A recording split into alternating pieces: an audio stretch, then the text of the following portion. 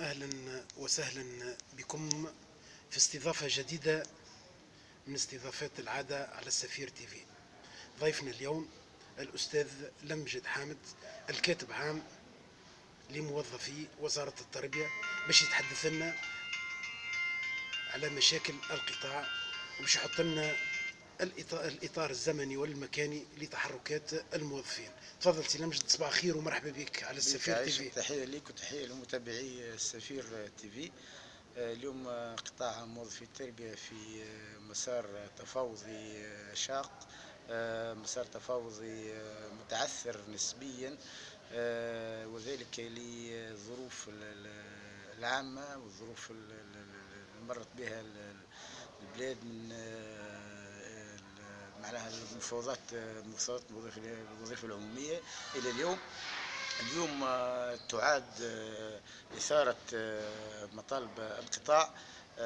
ثم بوادر، ثم جلسات، ثم بوادر للانفراج إن شاء الله، ثم برشا حاجات أبار يعني محضر الاتفاق، ثم حاجات معطلة إلى اليوم. ننتظر إجراءات على مستوى ترسيم العوامل الوقتيين، على مستوى إدماج السلك المشترك في سلك إدارية التربية. عندنا فئة معينة في الموظفين اللي هي فئة المفروزين أمنيا، اللي للأسف تعرضوا إلى الفرز قبل الانتداب، ثم قاعدين اليوم يتعرضوا إلى الفرز بعد الانتداب، وذلك على مستوى إدماجهم في العوامل الوقتيين والمفعول الإدماج. اليوم ننتظروا في إن شاء الله معناها تدخل من المركزية النقابية لحلحلة الإشكالية المتعلقة بتفعيل محضر اتفاق 17 مايو. احنا قدمنا معناها مقترحات للوزارة، والوزارة قدمت مقترح إلى رئيس الحكومة. ننتظر رد رئاسة الحكومة، وإن شاء الله إذا كان الرد إيجابي باش يكون الاتجاه هو معناها الاتفاق على أجال وآليات التفعيل. إذا كان الرد سلبي باش نمشوا في اختيار أشكال نضالية من أجل الحصول على حقوقنا ومكتسباتنا. سي لمجد، قداش عددهم الأعوان ولا الموظفين اللي مش مترسمين في وزارة التربية؟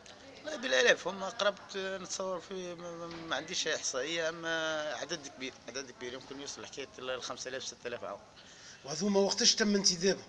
هذوما تم انتدابهم من خلال الدفعات الخمسة للآلية 16، ومعناها دفعات المفروزين أمنيا وحظائر بعد الثورة، قبل الثورة. واللي بعد الثورة شنو أحوالهم؟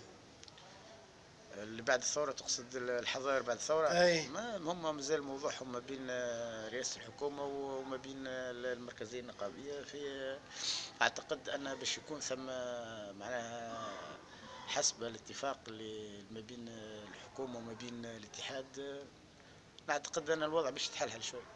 عدد الموظفين هذوما في الجهات عددهم برشا ولا لا؟ هي الآلية 16، خاصة دفعات الآلية 16 مركز أكثر في الجهات، على الجهات الداخلية. العدد كبير برشا. وكيفاش ترى الحلول؟ هم توا بعيدا عن الاتفاق. اي هو ثم امر صدر في 2016. الامر هذا وقتاش يتفاعل؟ ونورمالمون حسب ما تم الاتفاق مع الوزاره، كان البرنامج انهم يتم قرارات الترسيم ويصدروها دفعه واحده. هذا ربما يعطل الناس تنتظر في الترسيم، معناها تعرف ظروف اجتماعيه، ناس باش تاخذ قروض، ناس كذا، ناس عندها زاد، راهم الناس هذوما بالذات اللي 16 مفروزين امنيا، راهم ناس تقدم بهم العمر معناها، وناس دخلوا الوظيفه متاخرين، يعني حتى امور اجتماعيه مهم. الترسيم مهم حتى على الجانب النفسي، حتى على الجانب كل شيء. اتفقنا مع الوزاره ان القرارات اللي تحضر تخرج، معناها يتم اصدارها، وبالتالي نصور بدايه من النصف الاخير لشهر ابريل باش يتم اصدار دفعه من قرارات الترسيم. وقتاش تنتهي العمليه؟ في غضون شهرين. زعما انت تتصور بتلكؤ مختلف الادارات وزاره التربيه باش تكون جاده هالمره؟ هو العدد الاكبر عدد من الوقتيين موجود في وزاره التربيه. تعرفوا ان وزاره التربيه على مستوى الوظيفه العموميه اكبر مشغل، وكان قارنوا العدد الموجود في الوزارات الاخرى تلقى وزاره 1000 2000 وزاره التربيه فيها 20000 عون وقتي. هو مش دفاع على الوزاره، لكن زاد ما ننسوش بالنسبه لي انا كاتب عام جامعه موظفي التربيه، حتى اللي يخدموا في الوزاره الاداريين اللي يخدموا في الشيء هذا هم منظوريه، وبالتالي ما بين المطرقه والسنداء. باهي. بخلاف هذا شنو هي مشاكل القطاع؟ معناها هذه معناها ما يسمى اكل اتفاق، فيه نقاط اخرى مدرجه وما زالت لم يتم تفعيلها؟ والله هو محضر الاتفاق الى اليوم لم يتم تفعيل اي شيء منه. فقط احنا قدمنا مقترح، قلنا اذا كان ثم جديه في تفعيل محضر الاتفاق هذه اولوياتنا.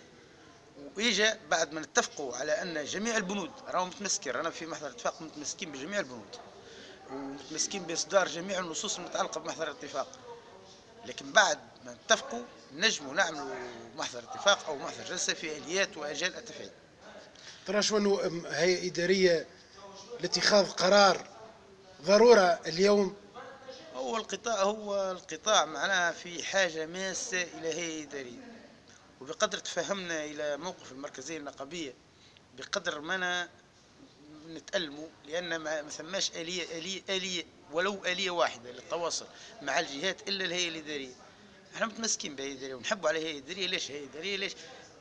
يعني باش نشوفوا، لان ما تنجمش معناها تواصل في مسار تفاوضي دون ما ترجع للهيئه الاداريه القطاعيه. احنا قاعدين نقوم باتصالات فرديه بالجهات معناها، لكن الاصل الشيء حسب النظام الداخلي للمنظمه، اصل الشيء يلزم الاتصال يكون في على مستوى سلطه قرار قطاعيه اللي هي الهيئه الاداريه القطاعيه. كلمة تحب توصلها للمنظورين نتاعك ولموظفي وزارة التربية عبر السفير تي في سي لمجد؟ نطلب من جميع موظفي التربية أنهم يكونوا دائما على درجة كبيرة من الجهوزية للنضال من أجل افتكاك حقوقهم. نقول لهم راي الحقوق تفتك ولا تهدى. هذه معناها قاعدة عامة، الحقوق تفتك ولا تهدى، حتى حد مش يعطيك. فقط احنا متمسكين بقدر ما نأكد على جهوزية القطاع لمحطات نضالية مرتقبة أو منتظرة، بقدر ما نأكد على أن ملتزمين بالمسار التفاوضي. إذا كان يكون مسار تفاوضي جدي ويكون فيه نتائج، ما يكونش معناها حوار الصمت. بارك الله فيك سي لمجد.